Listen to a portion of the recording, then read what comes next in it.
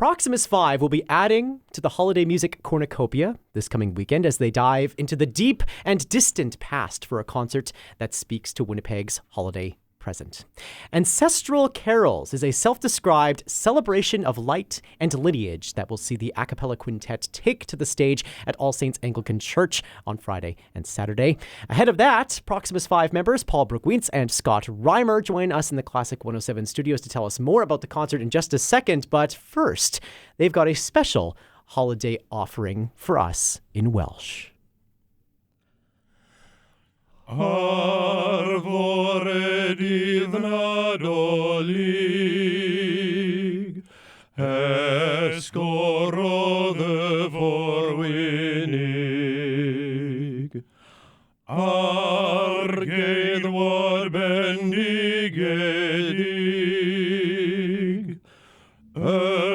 meddwl yn dref y ganwyd effyr oes ei lef dros omni. O geidwad aned, fe wawriod anom ddydd. Live in the Classic 107 studios, a Welsh Christmas offering courtesy of two of the members of Proximus 5, Paul Bruch-Wiens and Scott Reimer. Beautifully sung, gents. Not bad for a Tuesday morning. Baritone's a little easier in the morning. Yeah. I would believe that it is. Okay, so we have there a really great example, I think, of what ancestral carols might be. I'm wondering, maybe Scott, you can speak to this a little bit, with where the research starts for something like this, when you're starting to get to plan something that has so much historical connection. How do you bring that together into a concert like this? Yeah, Scott, how do you? Well, so we do have a programming committee, although Paul's kind of been taking over that role a little bit. Okay, Paul, if you're going to laugh about it, then maybe we'll ask you what goes into it. So we had discussed, this is our fourth Christmas offering. And we hadn't ever really concentrated on ancestral carols and where our families come from before they had come to Canada. And that just created a deep dive into looking for different languages that had different meaning to each of our ancestral lineages. And so we have 5 different languages that we are singing in for this concert. The one we're missing out on is French, but we do have Scandinavian, German, Ukrainian, Welsh, and English. Okay. And Scottish. And Scottish. Oh. And Scottish. 6. Oh, That's right. see? Yeah. Look at that. We're making up for the French already. Yes. So we have these carols that, as we say, stretch back all of these hundreds of years, but there's also these modern responses to these carols of old as well. And Scott, this is something that you have excelled at in years past with your own choral arrangements. What does that balance sound like between something like what we just heard in Welsh versus something that has more of a 2025 flair to it? Totally different. It's an interesting juxtaposition. So putting the program together, you're kind of like, well, do we mix these together for variety throughout the show, or kind of focus on this in the first half and focus on that in the second half? Which is ultimately what I decided to do when coming up with the set list. But some of these are very interesting when you put them back to back in rehearsal, and you're like, oh, okay, I don't know if that's going to work, that combination. Or sometimes you get surprised. You're like, wow, that actually flowed into each other, and they had a similar message, or whatever it is. So it's always kind of an interesting and delicate balance of right.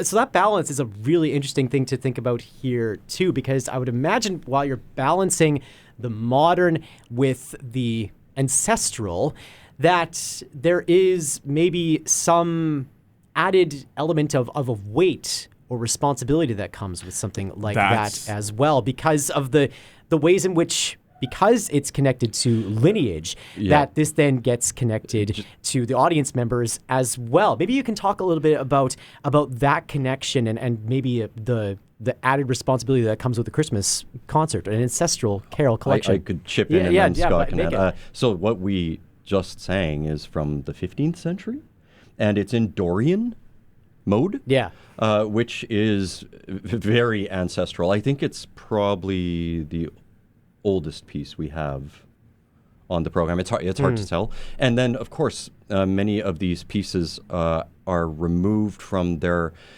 original composition, and they have been updated, they have been rearranged, they have been modernized in a way. And then sometimes, for example, Scott has rearranged a Ukrainian carol, which we think has modernized it. So if someone who has been singing Ukrainian carols for their entire life comes to this concert and listens to this, it's going to be a bit different because it has been rearranged, but still with its tradition in mind. So there's another. No, go ahead. Well, and just to be upfront about some of this, so I mean, these are songs that come from the cultures of our ancestry. Each of us. So one of our members has Ukrainian ancestry, but I don't know that he would necessarily say that he is Ukrainian or is part of the Ukrainian culture here in Winnipeg, certainly. And so when we're drawing from some of these, we're still reaching out to other people for whom this is their culture. Yes. It's part of who they are, their fabric. And so we're trying to get coaching on the language for, and then also understanding where the songs come from to as much as an extent as much as we can, so that we can represent these pieces well. Now, in terms of me arranging this piece, I mean, it was mostly revoicing, but drawing on mostly the harmonies that I was hearing from other recordings or other versions we had gotten from various Ukrainian people that we know. And so it was just kind of more so figuring out like what's going to work for our 5 voices. And also, you don't really find a 5-part version. You either get SATB or you get TTBB, but you don't get a 5-part. Right. So, yeah. To add to that weight of lineage and to the weight of Christmas concerts maybe writ large, there's also maybe a weight of intimacy, of personal intimacy that comes from sharing music from your roots, from your communities as well. Do you find that gets heightened as you work in 5-part harmony versus maybe a larger choral context, something the likes of which we expect from a lot of concerts at this time of year? Yeah, there's definitely something there. One thing that I would say is that some of these Scottish tunes, I have, I don't know what the percentage is of my ancestry, but definitely Scottish from the Orkney Islands, and I don't know necessarily that the songs we've chosen to sing at this in the show from Scotland are from the Orkneys or whatever, but it does kind of give you a special connection to them when you think about where these songs have come from, and a couple of lullabies especially as well, because I've got a 5-month-old at home. It sounds like about the time that you forget about how long. Yeah, exactly. Yeah, exactly. So anyway, to be singing some Scottish lullabies is kind of a special thing that are, of course, related to Christmas and the baby that Christmas is all about.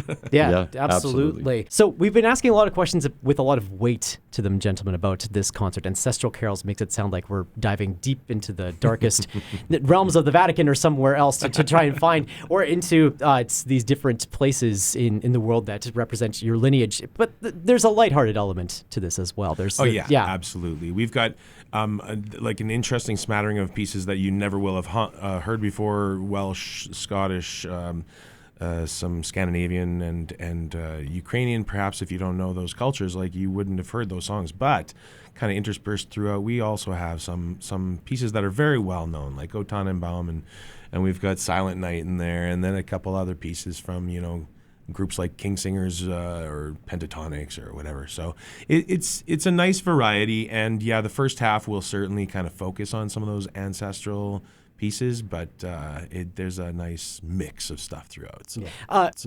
For maybe, what do you hope audiences take away, Paul, from this type of performance, given everything that we've been talking about, the connection to history, something that can sing into 2025, this very personal and intimate experience that you are inviting listeners into at a place like All Saints Anglican Church. Maybe you can speak a bit to how the values that we ascribe to the season help or can ring a little bit more, I don't want to say more true, but can ring more personal given the nature of this concert. Well, just like our combined ancestry between the five of us, Winnipeg is a very multicultural society. Manitoba is a very multicultural society.